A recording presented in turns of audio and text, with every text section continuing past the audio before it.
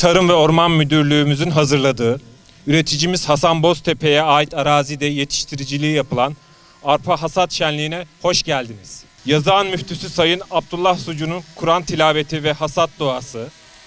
قُلِ اللّٰهُمَّ مَالِكَ الْمُلْكِ تُؤْتِي الْمُلْكَ مَنْ تَشَاءُ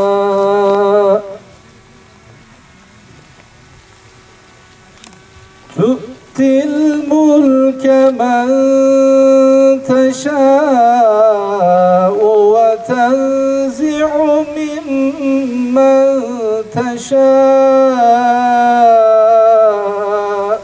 وَتُعِزُّ مَنْ تَشَاءُ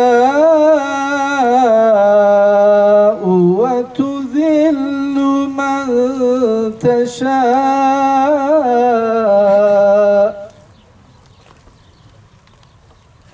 بِيَدِكَ الْخَيْرُ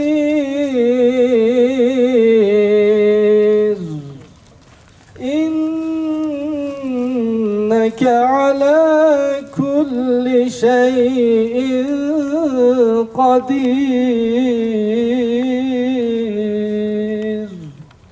İlahi ya Rabbel Alemin ve ya Erhamer Rahimin. Buraya bugün hasat mevsimini başlatacağımız hububat için bir araya geldik ya Rabbi. Sen hayırlara vesile eyle ya Rabbi. Ekinlerimizi, hububatımızı ya Rabbi bereketli eyle ya Rabbi. Hasadını gerçekleştireceğimiz ürünlerimizi vatanımıza muhtaç ve mağdur olan kardeşlerimize can eyle, kan eyle ya Rabbi. Biz Yazıhan'ın bereketli topraklarında yıllarca sadece arpa ve buğday ektik. Suyumuz yoktu, ovamız güzeldi ama etrafımız suyla çevriliydi. Bugün üretim desenimize baktığımız zaman hiç tanışmadığımız ürünleri ekiyoruz.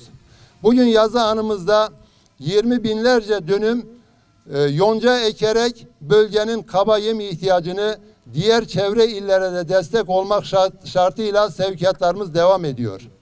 Yaklaşık 20 bin dekar çerezlik ayçiçeğimizle, pancarımızla, karpuzumuzla, salçalık domatesimizle Türkiye'de bir numara olma şerefini yaşıyor.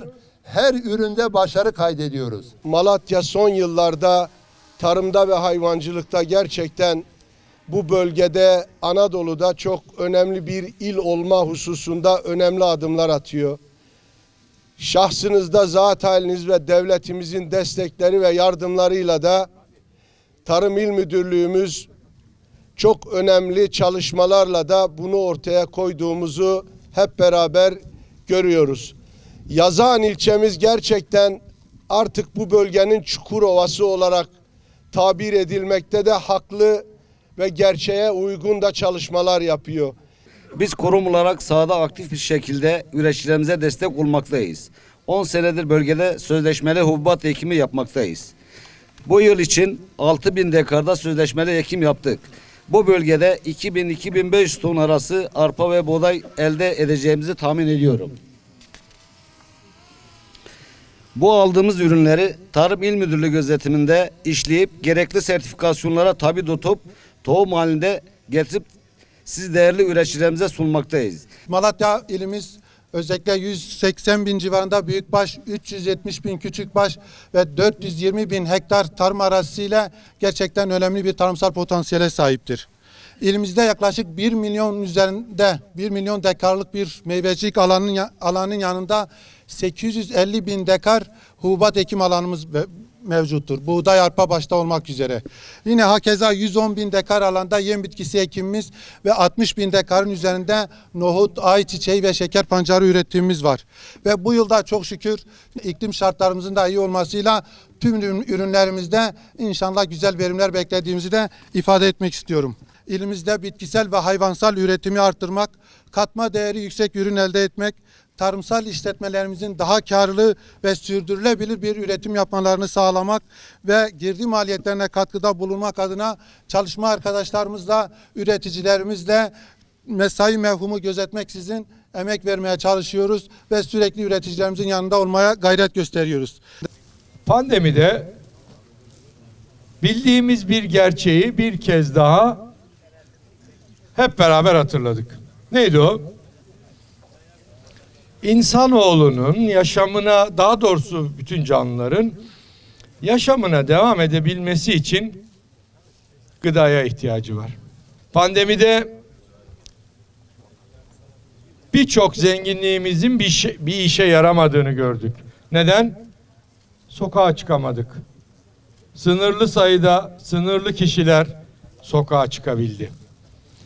Yaşamımızın devamı için tek ihtiyacımız hava ve sudan sonra gıda. Gıdayı da ancak siz değerli çiftçilerimiz ürettiği takdirde elde edebiliyoruz.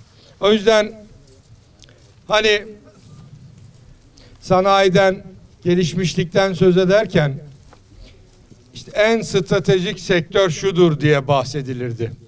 Pandemiden sonra en stratejik sektörün tarım olduğunu hep beraber bir kez daha bütün dünya öğrendi. Dolayısıyla Malatya'mızda başta kayısı olmak üzere buğday, arpa, diğer ürünleri üretmeye devam edeceğiz. Tarımla ilgili birçok alanda bulunmaya çalışıyorum.